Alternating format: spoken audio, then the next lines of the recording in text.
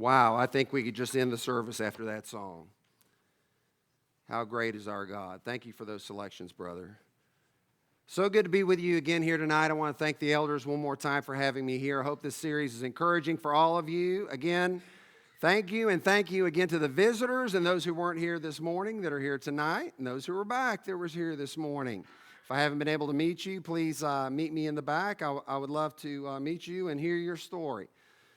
So tonight's lesson, background to Neo-Darwinian evolution, is really comparing microevolution to macroevolution. So let me tell you a story. The summer of 1990, I just finished my freshman year in high school and finished freshman biology, and I went to a series of creation evolution lectures very similar to this week. And that really was a landmark week for me and stood as a peg in the road for me all throughout high school, college, grad school, into my career, when I was faced with evolutionary arguments that sometimes I just didn't have the answers. But I remember that series, and I remembered there are credible Christian scientists and creation science experts out there who do have answers to all these questions. I don't have to buy into the pseudo-scientific lies that I'm hearing in school. So I hope it would be the same for many of you young people here today and this week. So today, we will lay the foundational principle for all the other lessons we will cover this week in this lesson. And I believe this concept will help you answer over 90% of all evolutionary arguments. Also good to see the longest distance award goes to our friend the Wrights, who have driven up from Athens, Alabama, and they're suckers for punishment. They just heard this lesson about a month and a half ago. So why is this lesson important, and why is this series important? Some people object to series like this because we're dealing with science. Well, let's let the atheists answer this. In the atheistic journal, Free Inquiry, A.J. Madhill said, evolution thus becomes the most potent weapon for destroying the Christian faith. Right at the start, let's remember that Satan uses this as a tool to destroy young people's faith. We'll talk more about this the next two nights and more justification for this. Let's also remember that when we're talking to people, we not only have to have the right arguments from science and God's Word, we have to have the right attitude. So let's start out with some scriptures here in that regard. We all know this passage, 1 Peter 3:15, always be ready to make a defense for the hope to everyone who asks you to give an account or a reason for the hope that is in you. But oftentimes we forget the next part of the verse, yet with gentleness and reverence. We need to be careful. And I've told many people, one of my best friends from University of Georgia, we're still friends, he's an atheist. But we've had discussions for over 20 years because we're respectful to one another. Never forget that. And I hope and pray one day he will come to kneel his knee before the Lord Jesus. In Galatians 6, it says, if anyone is caught in a trespass, restore such a one. How? In a spirit of gentleness. And in 2 Timothy 2, 24 through 26, Paul describes 4 ways we should be when talking to people we disagree. We must not be quarrelsome, but kind to all, able to teach. Number 3, patient when wronged. Number 4, with gentleness correcting those who are in opposition. If perhaps, why? What's our goal? To win an argument? No. If perhaps God may grant them repentance leading to the knowledge of the truth. Let's also remember that even if you're dealing with an atheist who says they don't believe in God, it is in every man's heart to seek God. Ecclesiastes 3:11, God has made everything beautiful in its time. He has also set eternity in the human heart. Everyone knows in their heart of hearts, there's never been a culture that's ever found of the hundreds of cultures around the world that did not believe in God. So as we said, our youth are facing these challenges more than ever before. So this series is designed to do 2 things. Number 1, ground you in the faith. Number 2, help you respond to these false scientific arguments. And really number 3, to help you realize that you may not have all the answers, but always remember there are people that do have answers to many, if not all, of these questions. And so in the back, there's a recommended reading list. On that recommended reading list, there are a number of websites that can answer far more questions than I can. Also, I've presented in the back, there's a number of books and tracts and DVDs, material. Feel free to check those out. There's a sign-out list. Just bring it back by Friday of this week. And also in the back, on the right-hand side, the farther right-hand side table, that is the more of the intelligent design movement, and some of them believe in the billions of years. All the stuff on this side is more young earth creationists. So let's remember not to be deceived, young people, by what we hear. 1 Corinthians 15:33, don't be deceived. Bad company corrupts good morals. Not everyone is going to be saved. Matthew 7:13 and 14, enter through the narrow gate, for wide is the way and broad is the way that leads to destruction. There are many who enter in it. For the gate is small and the way is narrow that leads to life, and there are few who find it. In Exodus 23:2, you shall not follow a crowd to do evil. Sometimes we have to be different. We have to set ourselves apart. So what are we going to learn in this lesson tonight as a foundation for the rest of the week? Number one, the fixity of animal kinds disproves Neo-Darwinian evolution. These kinds are fixed. And number two, animals can vary or change within their own kind. That's microevolution, but they don't change into different kinds. Macroevolution. So here's a slide you'll see throughout the week. What is evolution as taught in schools and colleges today? It's really macroevolution or Neo-Darwinism. So it's a philosophy. It's not a science. It's a philosophy that all things evolve from a single bacterium based on two things. Here's the mechanism. The mechanism is random mutations or errors in the DNA. These mutations created mutant species. These species were able, by natural selection, to outcompete the wild type and leave more offspring, and they continue to evolve greater and better into humans today. This isn't new, though. The general idea of evolution has been taught for thousands of years. Now, we call this an a priori philosophy. In science, you have a priori and a posteriori. It really is the Latin for from the former or from the latter. Science is only supposed to be a posteriori. That means we only come to conclusions after we do the experiments. But Neo-Darwinism has actually cheated. Before they even ran the experiments, they came to an a priori conclusion that evolution is true. And they've never had any experiments to prove it. And how can we prove that it was scientifically believed before it was scientifically tested? I have a lot of quotes. Here's one from a famous professor from Harvard University. This was in the time just after Darwin died. Dr. H.F. Osborne said, from the earliest stages of Greek thought, man has been eager to discover some natural cause of evolution and abandon the idea of the supernatural intervention in the order of nature. So man wanted to get rid of the idea of God. Man has believed this for at least 3,000 years. How do we know that? Because in Psalm 53:1 and 14:1, the psalmist said, the fool has said in his heart, there is no God. If someone believes there is no God, he has to get around creation and have all these animals appear somehow without God's intervention. Even the Greeks, ancient Greeks, all the way back to Thales in 588 BC, proposed evolution. In Darwin's day, there were various people that proposed evolution. Here are some of the most prominent ones. Jean-Baptiste Lamarck, Alfred Russel Wallace, St. Hilaire, Robert Grant, and even Darwin's grandfather, Erasmus Darwin, proposed a mechanism of evolution. So what is the significance of Charles Darwin then? Here it is. Charles Darwin used what we call a logical fallacy. A logical fallacy is an error in the chain of reasoning, in argumentation or debate. His logical fallacy he used was called the fallacy of equivocation. That's just a big word that means bait and switch. He pulled a bait and switch on us. He said if animals can vary within their own kind, different varieties of pigeons, different varieties of finches, different varieties of dogs, then they can vary outside their kind. Do you remember when Lucy used to hold the football for Charlie Brown? And what did she do right before he kicked it? Every time she pulled it out. That's what Darwin did to us.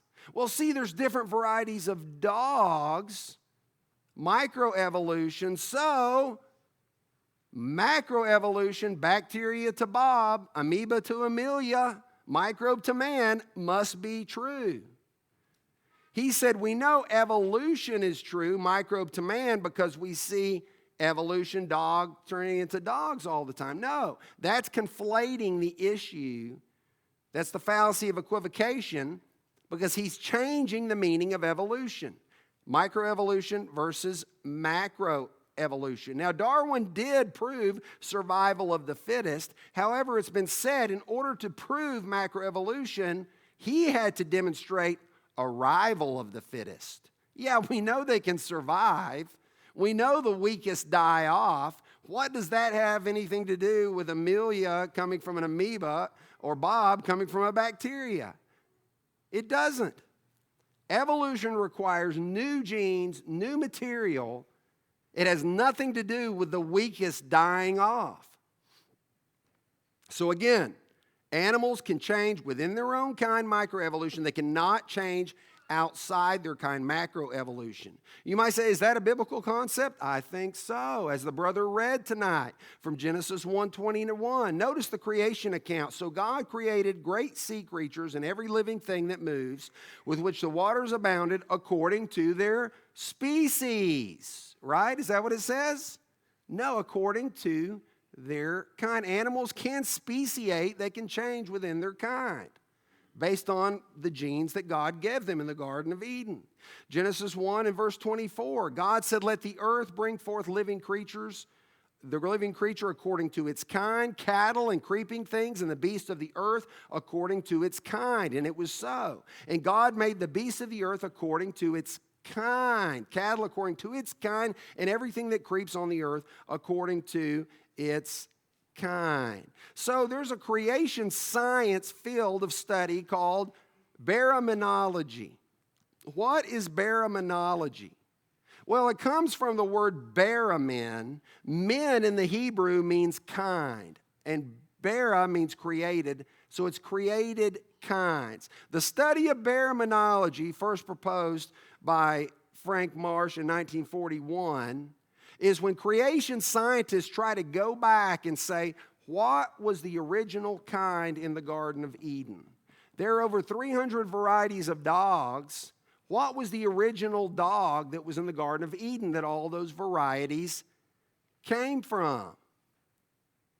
So Darwin said everything evolved in the form of a tree of life. Again, at the very bottom, bacteria to Bob at the top, microbe to man, amoeba to Amelia.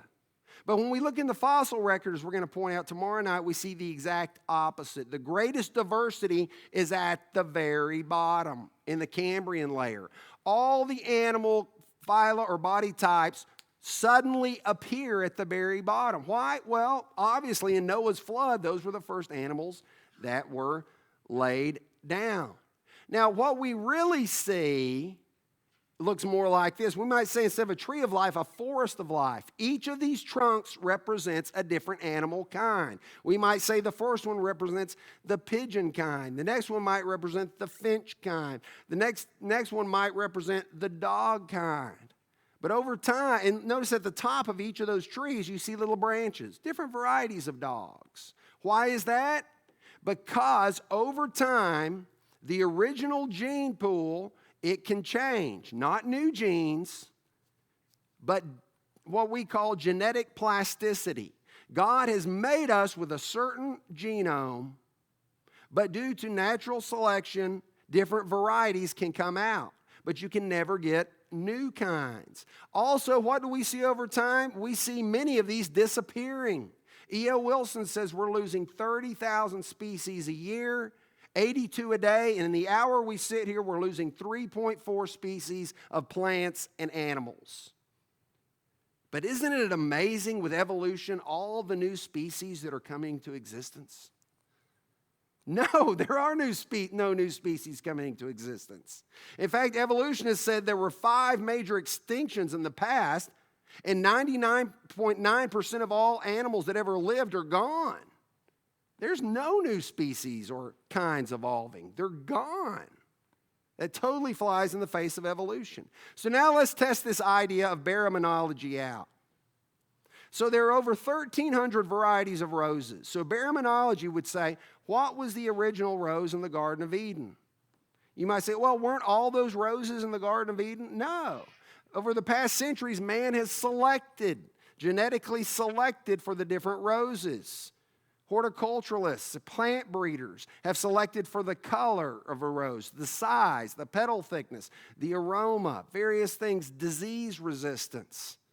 Well, that's evolution. See, they're evolving. No, it's not bacteria to Bob.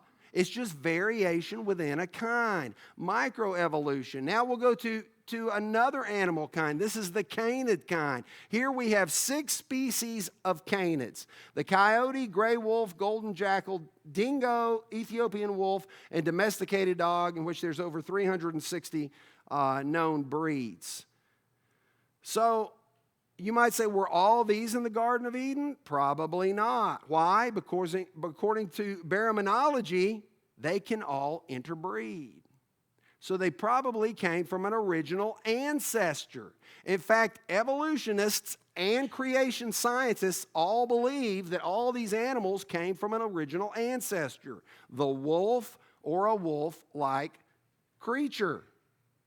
And to prove it, you cross a wolf with a coyote and you get a coy wolf. In Pennsylvania, they've looked at our coyotes up there and they have a lot of wolf genes in them. Why? Because they can interbreed. You might say, I can't believe all of these animals came from the same original progenitor, the same ancestor. They're so different. They're so beautiful. Well, if you think there's a lot of difference in these animals, is there a lot of difference in these 2 animals? The miniature Chihuahua and the Great Dane? There's much greater difference in these. And so your teacher said, see, that's evolution.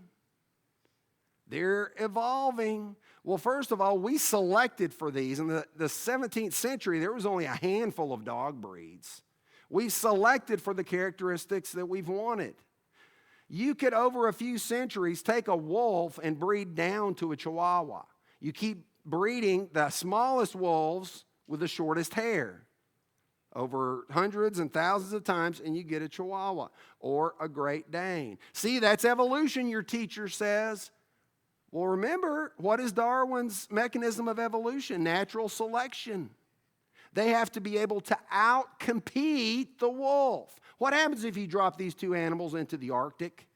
Well, first of all, the Chihuahua becomes a quick snack for any wolf that's out there. The Great Dane dies of hypothermia because he doesn't have much hair, and he definitely can't hunt in the Arctic. That's not evolution. If anything, that's devolution. They're devolving.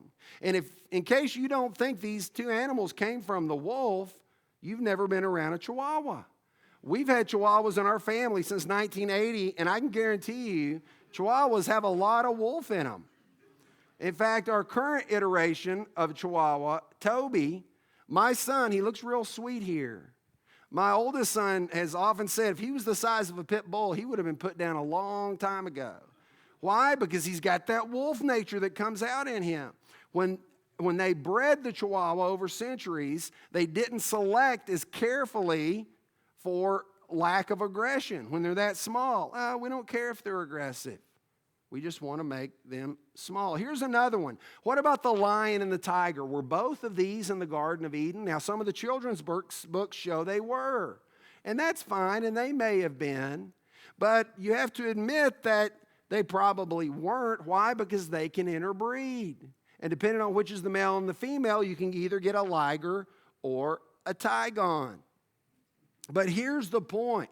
Each of these animals has lost some of the genetic material from its original ancestor. You could take the original ancestor and over centuries, you could breed down to a tiger. But you can never breed back up to the original one in the Garden of Eden because it's lost too many genes. And when you combine the genes of a lion and a tiger, what do you get? You get the largest cat in the world. The liger is 920 pounds. That may be similar to what they came from. In agriculture and breeding, we call it hybrid vigor. You put those genes back together the way God intended and made them in the Garden of Eden. Do we see anything like that in the fossil record? Yes, we do. Here's something that came across my news feed in 2021. Newly identified giant saber-toothed cat roamed America supposedly 5 to 9 million years ago. Giant cats weighing up to 900 pounds. How big is the liger? 900 pounds. Killing prey up to a ton. And when I've looked at this picture after I presented this a few times, I started thinking, you know what that looks like in some of the museums? That kind of looks like the saber-toothed tiger. These animals may have come from some original animal. That doesn't prove evolution. It proves devolution. We're just selecting for what God originally created in the Garden of Eden. Let's try another one. What about the domestic cat and the caracal, which is in northern Africa and the Middle East? Were both of these in the Garden of Eden? Probably not, because you can cross them and produce a caracat. This is not bacteria to Bob evolution. This is just variation within a kind. Now, why am I pointing this out? Because your teachers are going to tell you, see, different varieties of dogs. No, there's no new genes.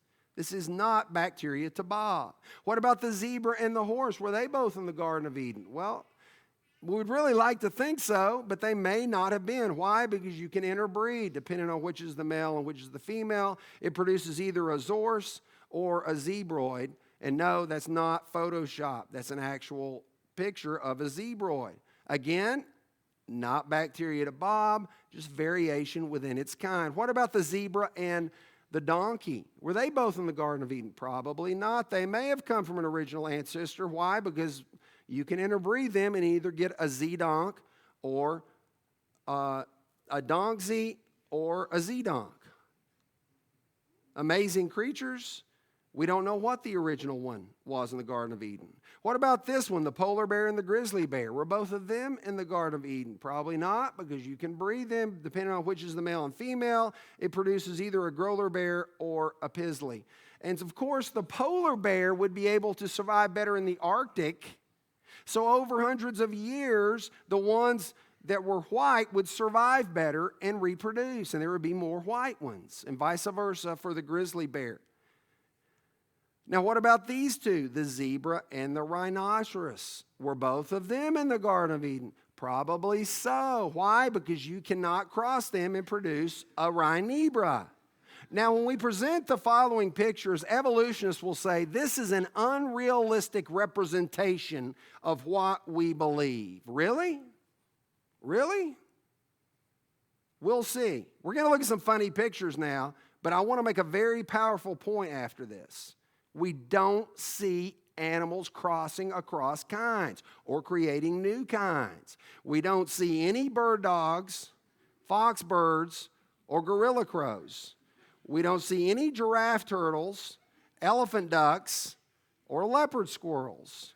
We don't see any duck horses, pug horses, or pug monkeys.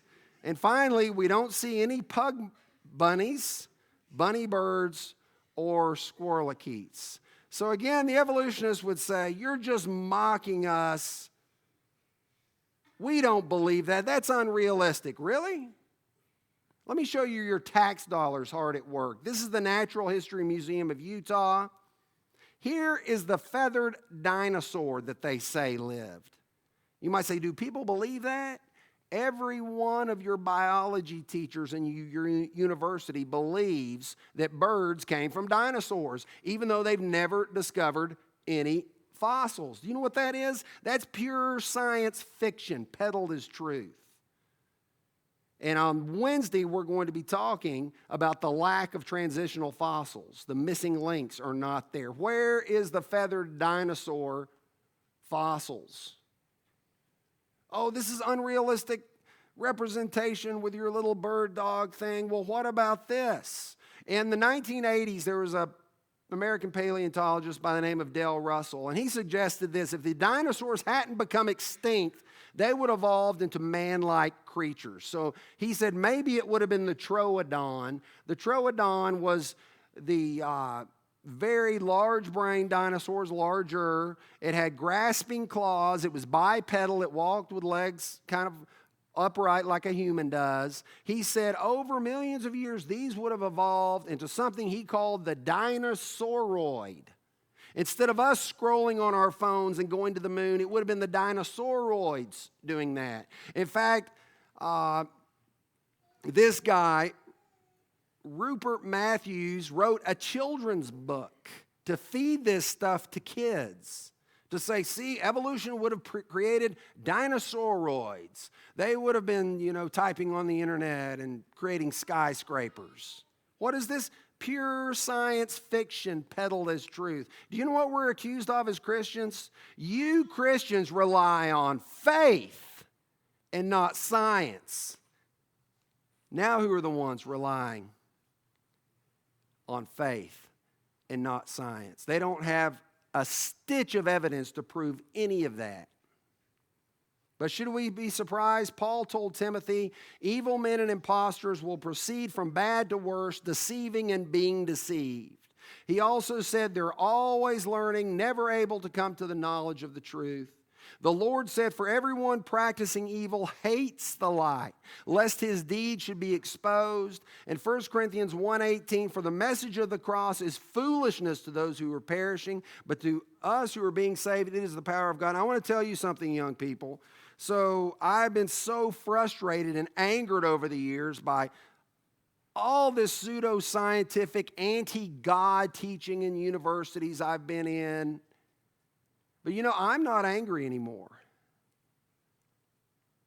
I feel sorry for those people. I pray for them. They're all going to stand before the Lord one day and answer to this. I hope that might help you in your perspective in dealing with some of the frustration and anger with being force-fed this stuff in school and university. Well, let's look at some more examples. What about the American bison, also called the buffalo, and the domesticated cattle, of which there's over 800 breeds? Were they both in the Garden of Eden? Probably not. They probably come from a common ancestor. Why? Because you can interbreed them and produce beefalo. And your teacher says, see, evolution. No, that's not microbe to man. That's just variation within its kind. In fact, let's just look at the cattle kind. There's 14 members of the cattle kind. They could have all come from a common progenitor. We have the American bison and domesticated cattle, the musk ox, the Cape buffalo, which is one of the most, if not the most aggressive animals in Africa. I say that because after presenting this for a long time and looking at this picture, it brought back some PTSD for me. One time, so we hunted a bunch of Amish and Mennonite farms in Pennsylvania. One of these big Holstein bulls just came after my son and me, and I grabbed him. He was little, and we hurdled a fence, and that bull tried to come through there. And so I'm like staring this thing down, and so his face is like imprinted in my mind, and every time I see the picture of that Cape buffalo, I think of that Holstein bull. Why? Because they probably came from the same ancestor. All these animals may have come from the same ancestor. The Oric, they became extinct in 1627. All 800 varieties of cattle came from the Oric. The wild yak, to prove that they're the same kind, if you take domestic cattle and the wild yak and cross them, it produces yaddle. If you cross the wild yak with the American bison or the buffalo, it produces yakalo. It's showing this is not evolution. They all came from the original kind.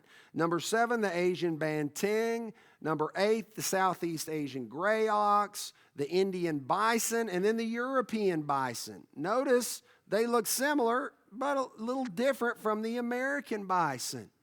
That shows they can vary within their kind, but that's not evolution. The wild water buffalo, the Tamara Mindoro dwarf buffalo, Indonesian lowland anoa, and Indonesian mountain anoa. But let's go back to this auroch from which all cattle came from. Now, it's gone, but its genes have been spread out, and they're different amongst all the cattle varieties. Well, how could we go back and try to recreate the auroch? Well, we try to put those genes back together through hybrid vigor.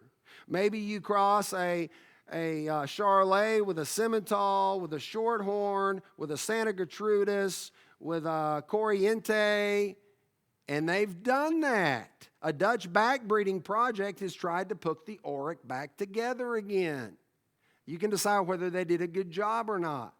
It's just saying God has created us with amazing genetic plasticity that we can select and lead to microevolution for different varieties, but that is not microbe to man evolution. You can decide whether they did a good job on that or not. And for the last one, what about the camel and the llama? This is a very interesting one. Did they come from the same progenitor, or were they both in the Garden of Eden? It's interesting because according to evolution, the camel and the llama have been separated for 11 to 25 million years, over 7,500 miles. Now, they also say, biology also says, over 11 million years, due to geographical separation and interbreeding, they should not be able to breed anymore. Even after possibly a few thousand, tens of thousands of years. Yet what happens when you put a camel and a llama together? It produces this funny-looking comma. You know what that says? They have not been separated for 11 to 25 million years, maybe a few thousand years at the best. Now that we've seen all that, see if this doesn't ring true to you.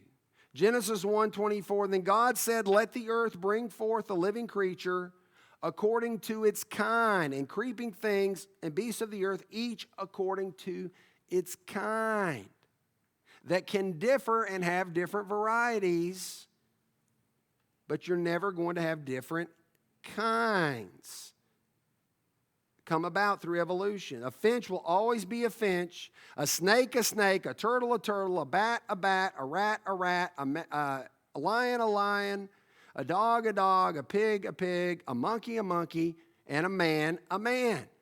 They will always be the same. They're never going to change into anything else. Bacteria to Bob, amoeba to Amelia, and microbe to man has never been proven scientifically, as we'll talk about in the next 2 nights. It is a pseudo-scientific philosophy. So what have we learned in this lesson so far?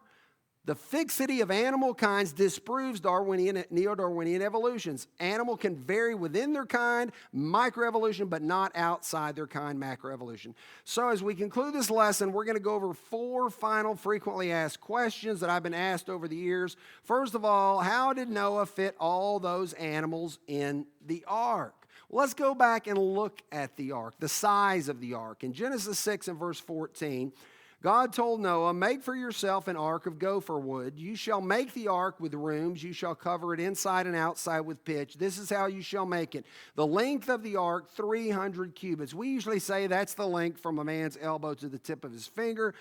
We usually 18 inches or 1.5 feet. So the cubit actually varies. And some of the best estimates say it's actually probably 21 inches. Some say longer, but 21 inches may be the best guess. But let's just go with 1.5 feet. How big was the ark? 300 cubits, 450 feet long, or 1.5 football fields long. How wide? Its breadth, 50 cubits, 75 feet long. How high? Its height, 30 cubits, 45 feet high. But notice this, you shall make it with a lower, second, and third decks. Now, if you do the math on that, you come up with 500,000 cubic feet on each deck. And if you have 3 decks, you have 1.5 million cubic feet. That is equivalent to 627 standard freight carriers, or 500 tractor trailers, which is a line of trucks 117 football fields long. So first of all, there was plenty of room. But there's millions of types of animals. You couldn't have gotten them all on there. Well, remember baraminology? What were the original kinds? If you go back to the original kinds, creation scientists say there were only about 1,400 original kinds. Oh, but there's 800 varieties of cattle. But remember, they all came from the Oric. If you go back to the original kinds, some even go as low as 1,200 original kinds. You only had to have about 2,400, or with the clean species, let's just say 3,000 animals on the ark, including dinosaurs. But there's thousands of dinosaurs. No, they say there may only have been about 60 dinosaurs if you break them down to the original kind. So this is an infraorder of dinosaur called the Ceratopsia. Here's 11 different varieties, but they may have all came from the original kind. Maybe the one with the most genetic diversity or phenotypic diversity. You only needed one of those. That's the Pachyrhinosaurus. And the average dinosaur was actually very small, the size of a sheep or a cow. Also, you could have taken juveniles on board. You didn't have to take a giant long-necked dinosaur on the ark. Also, the largest dinosaur egg was only about the size of a football. Frequently asked question number 2, what do similarities in human and chimp DNA indicate? So for years I was taught in school, we're 99% chimp. You're a 99% chimp person. So you can just act like an animal and do whatever you want. Well, actually in 2005, it was shown in the journal Nature, no, we're only 96% similar to chimps. Then they say, well, you're 96% chimp. Well, what are they basing that 96% on? That's based on our genome. You remember the Human Genome Project where they looked at all our DNA? It consists of 3 billion base pairs or matched codons. We're 4% different than chimps. What is 4% of 3 billion? 120 million base pair differences. Is that much? Is that a big deal? One base pair difference codes for sickle cell anemia that's killing people all over the world. And they think 120 million differences between us and the chimps isn't a big deal. Now, further, they say that humans evolved from apes in 300,000 years, or excuse me, 300,000 generations, over 6 million years. And so people say, well, why don't you see people evolving today? They said, no, it would take 300,000 generations, 6 million years. Well, what if you could get an animal that reproduced in less than 20 years for a generation time? What about the fruit fly? 2 weeks. Let's go down even lower in my arena. What about the bacterium? Half an hour. Some are 20 minutes. Some bacteria are less than 6 minutes. They produce another generation. Let's just go with the enterics, like E. coli and Salmonella. They reproduce every 20 minutes. And so, if they reproduce every 20 minutes and only 14 years, they go through 368,000 generations. Remember, we supposedly evolved from apes in only 300,000 generations. But in 368,000 generations with bacteria in 14 years, you should see something different. Do we see anything different? No. At University of Michigan, Professor Linsky started the Linsky Project 38 years ago in 1988. 38 years ago, they started multiplying these bacteria, E. coli, putting selective pressure to make them evolve. 38 years later, they haven't found one structural difference in E. coli. Over hundreds of thousands of generations. Question number 3, what about the dinosaurs? We'll dive more deeply into this on Wednesday. What about the dinosaurs? They are used as one of the most powerful tools to convince children of evolution. Now, people say, well, where do they fit into the Bible? Well, remember in Genesis 1:24, All the living creatures, land creatures, were created on day 6.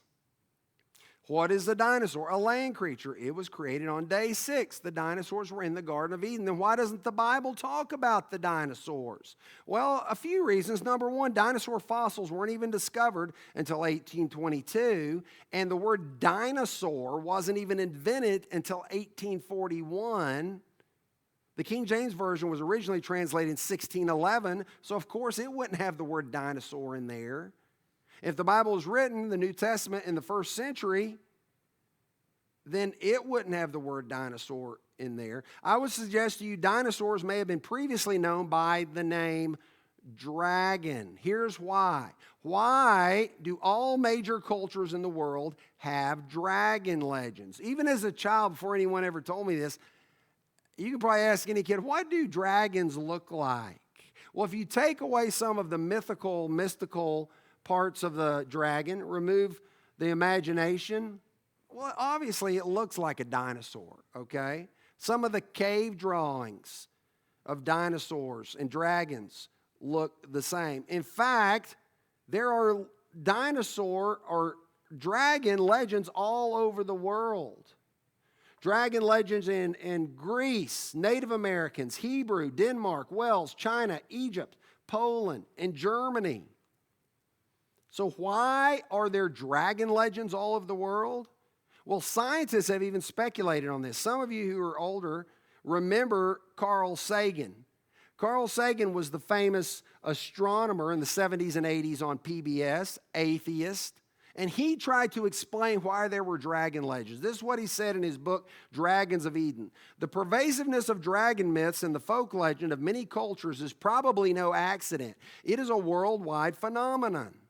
All cultures in the world, almost all major cultures, have dragon legends. He says, could the pervasive dreams and common fears of monsters which children develop shortly after they are able to talk be evolutionary vestiges of quite adaptive baboon-like responses to dragons? We may each of us be replaying the 100-million-year-old warfare between the reptiles and the mammals. Basically, he said, in the recesses of your evolved mind, you somehow remember when you were chased by dinosaurs before you evolved into a human.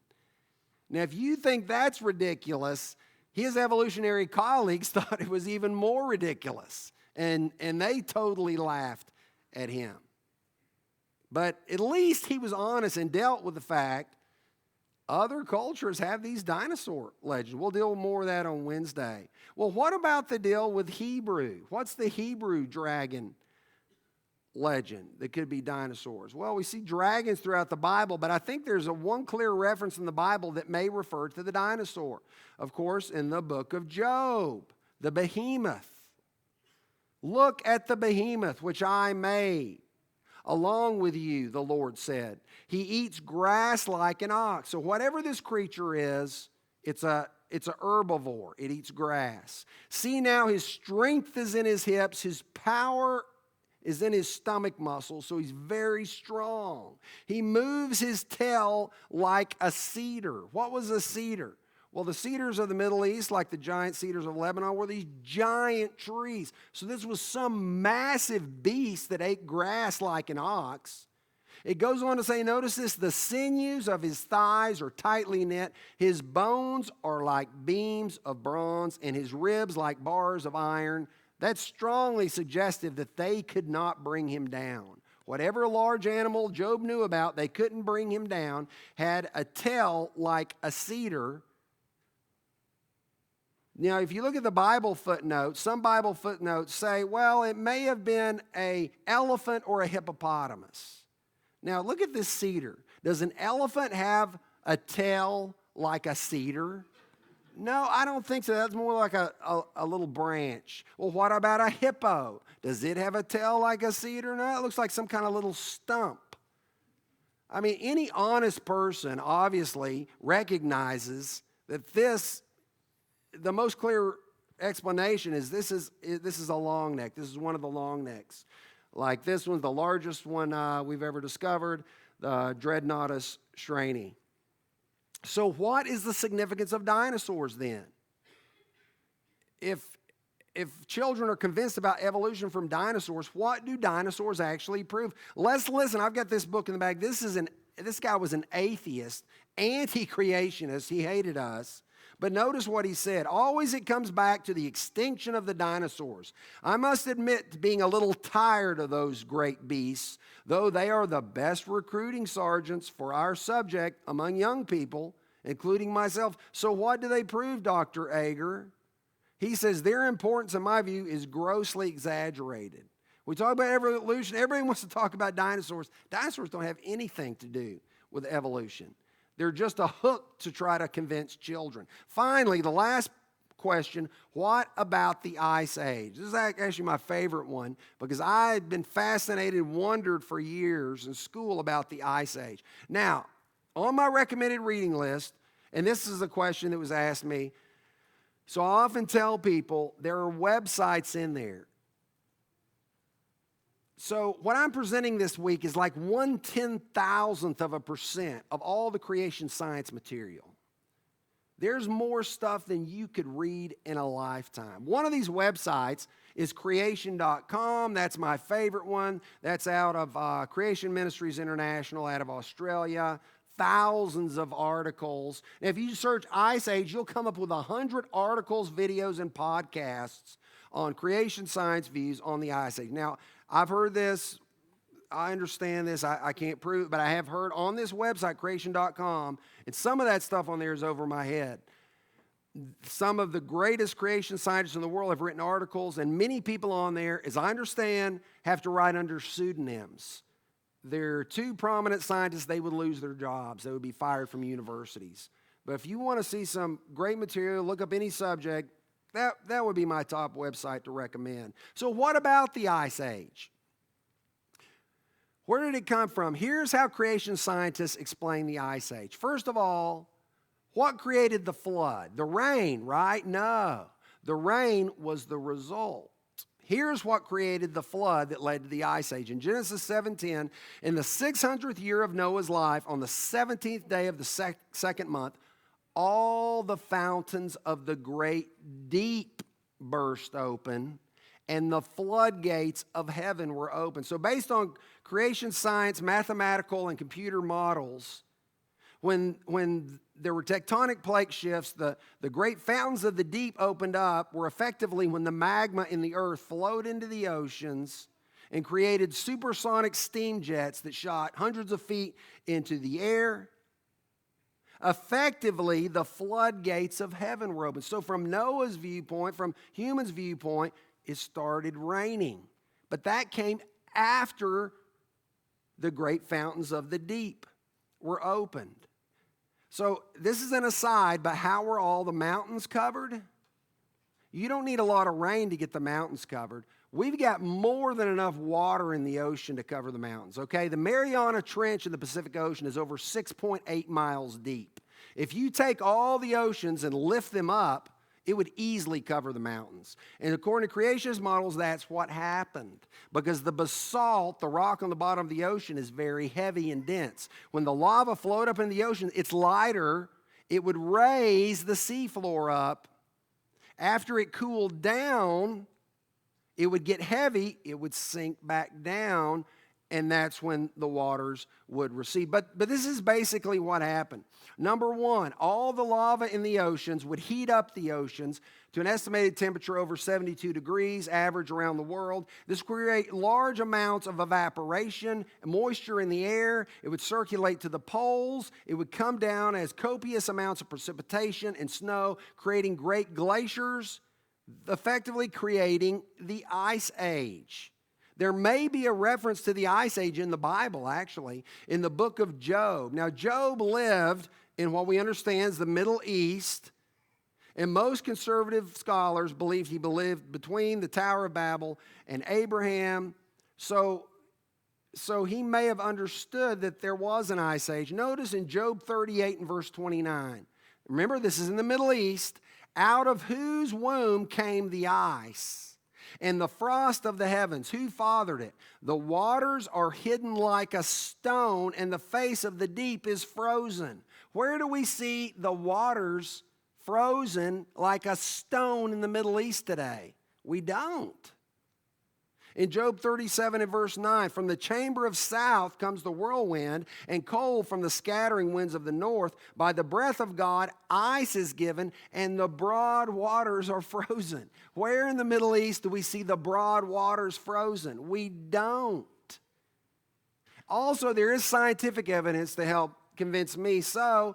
It's basically glacial tills. Glacial tills are grooves and striations in the rock, and there's evidence that the glaciers slid, and when they slid, they would grind into the rock underneath with stones and pebbles and sand, and we can see these all over the world. Here's evidence of the glacial striations across rock at various places around the world, demonstrating the glaciers were there. Some of the richest soil in the world is where the great glaciers shoved some of this topsoil down and piled it up. So Job may have known about this. He and Elihu, either by firsthand accounts or through family records of this. They probably knew about the effects of the Ice Age. So that is the last frequently asked question. So we'll conclude by giving you this passage. Let's not lose our faith in unbiblical pseudoscientific evolutionary philosophy. Let's put it in God's word, who in Exodus 31:17, Moses said, "For in 6 days the Lord made the heavens and the earth, and on the seventh he rested," and bookmark these recommended websites. Thank you for your attention tonight. If you're not a Christian, we would like to invite you to be one. Don't believe those in the world who tell you all you have to do is believe. No, the Lord says we have to give our hearts to Him. We have to repent. We have to confess Him as Lord. We have to be baptized for the remission of our sins. So this morning we talked about Colossians 2:11 and 12 that says we all have to have circumcision of our spiritual flesh. And we receive that, Colossians 2:12, when we're baptized. I'll use one more passage tonight that shows that we have to be baptized. Galatians 3:27 says, all those who have been baptized into Christ have put on Christ. The Greek word for put on there is the word that literally means like you would put on a garment or clothes. Do you want to put on Christ tonight? You do it by confessing Him as Lord and being buried with Him in the waters of baptism. We invite you to come as we stand and sing the hymn that's been selected.